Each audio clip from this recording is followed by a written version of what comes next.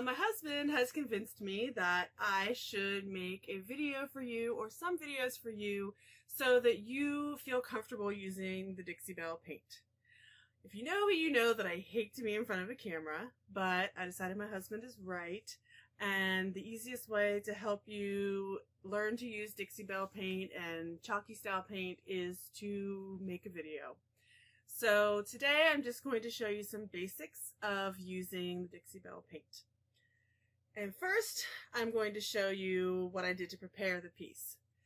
I'm going to paint this really cute tea table that I've been wanting to paint for a while and just haven't had the occasion. So I'm going to do this part of the tea table first.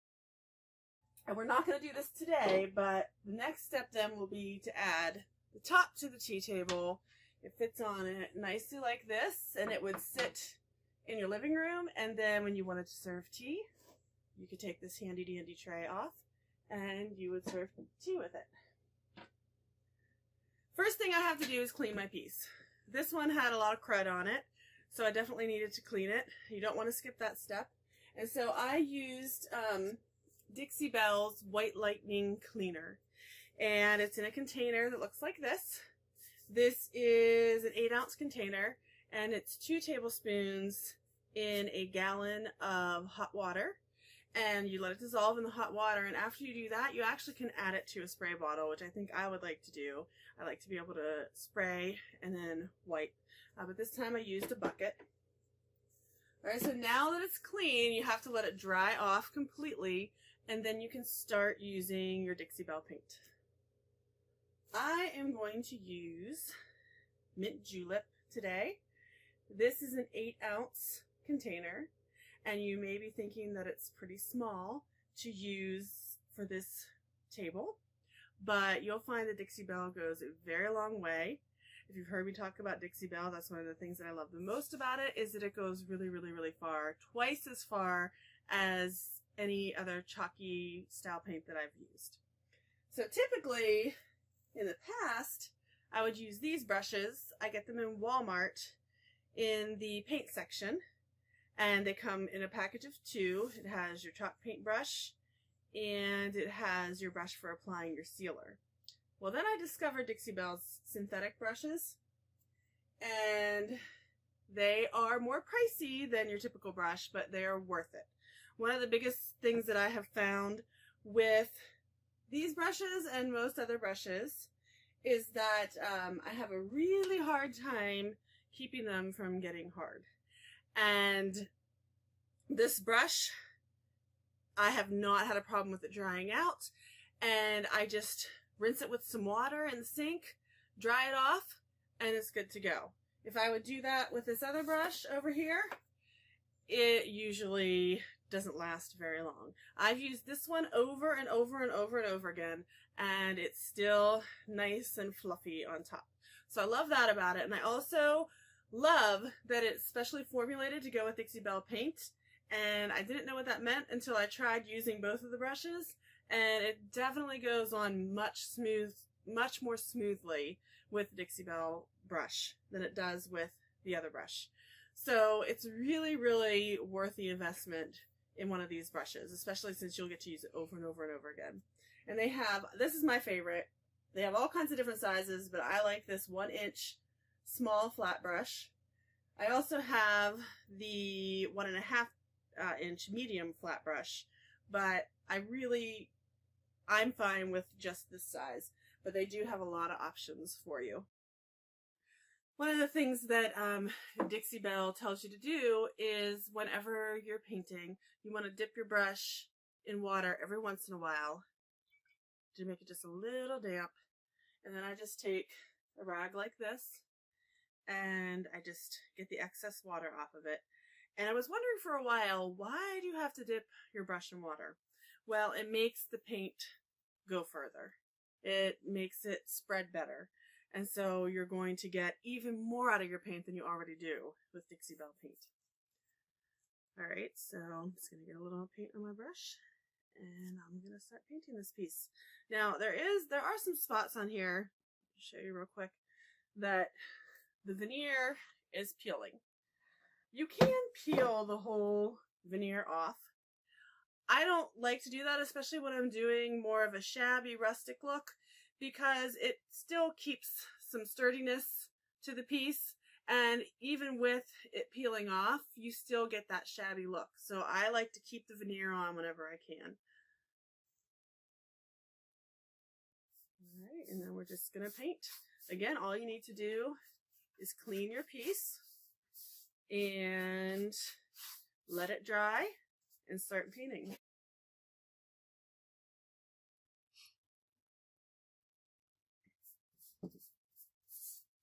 You don't have to dab your brush in water every time, because then you end up getting a really soggy look and you don't get your one coat of paint if you do that. And it takes practice to figure it out sometimes. With most Dixie Belle colors, they only require one coat. It just depends on the color, and usually the darker the color is, the more likely it is to go on in one coat and go on smoothly.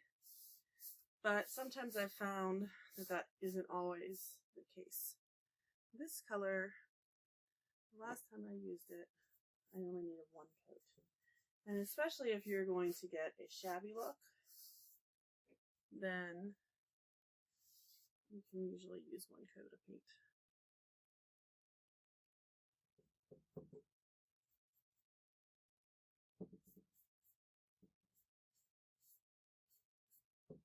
This mint julep is going on very nicely. We definitely are going to get away with one coat with this.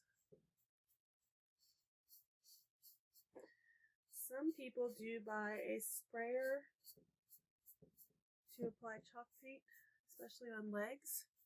I haven't gotten to the point yet where I feel the need to do that, but I have heard it does go faster.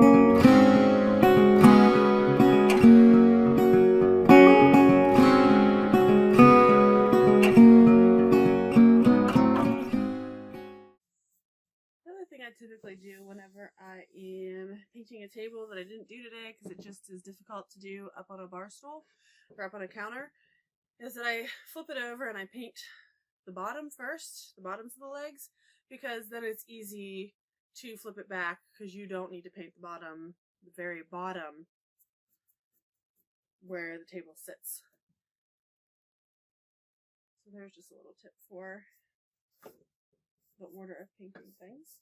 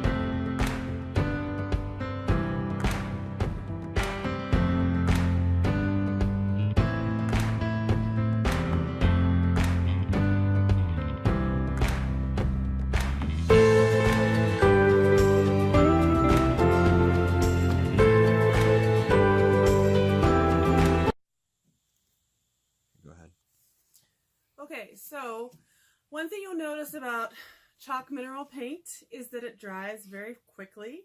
Dixie Belle dries extremely quickly.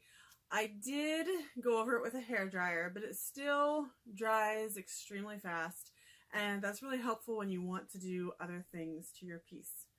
So the next thing that I am going to do with this piece, because I want to give it more of a rustic look, more shabby look, I am going to sand it. I'm not going to sand the whole thing. I'm going to sand in certain places, and what I learned when I was learning how to do this is that you want to sand around the outside edges. You want to sand in places where the paint would naturally chip. You don't want to do it in a pattern, which is really tempting for me sometimes, but you don't want to do it in a pattern. You do it on outside edges and maybe just in some random places. Now, you are supposed to sand with either a piece of sandpaper or a sanding block, and you are supposed to use a medium grit. I personally like to use a low grit and more coarse grit, so I use between a 50 and an 80 most of the time, although this one is a medium grit that I'm going to use today. And this is actually a fine grit, but I like to use very coarse. So I'm going to do that. I also like to use my electric sander because I really cannot stand the sound or the feel of sanding. So I think my husband is going to mute this for you while I'm sanding this piece.